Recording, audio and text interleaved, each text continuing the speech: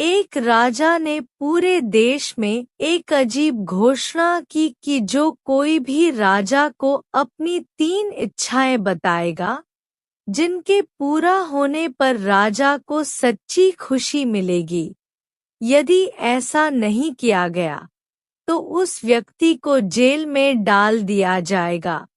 जबकि विजेता एक बुद्धिमान लकड़हारा रहता था। गांव में लोगों ने उसे एक प्रतियोगिता का सुझाव दिया जो लकड़हारे को पसंद आई। बहुत से लोगों ने कोशिश की, लेकिन असफल रहे।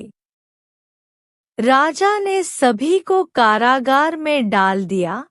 जब लकड़हारे की बारी आई तो उसने शिष्टाचार निभाकर कहा, हे पवित्र, मेरी पहली इच्छा यह है कि मैं तुम्हें अपनी सारी इच्छाएं एक साथ न बताऊं, बल्कि एक एक करके बताऊं।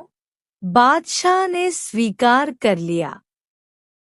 मेरी दूसरी इच्छा यह है कि मैं हुजूरे वाला को 2 महीने के लिए जेल में डाल दूं। यह सुनकर राजा क्रोधित हो गया, लेकिन चूंकि राजा ने सभी दरबारियों के सामने वादा किया था, इसलिए 2 सैनिकों ने राजा को पकड़ लिया और जेल में डाल दिया। क्योंकि राजा अब दरबार में नहीं था, मंत्री ने उससे तीसरी इच्छा पूछा गया। लकड़हारे ने कहा, माननीय मंत्री जी, मैं आपको 1 घंटे में अपनी तीसरी इच्छा बताऊंगा। मंत्री सहमत हो गए।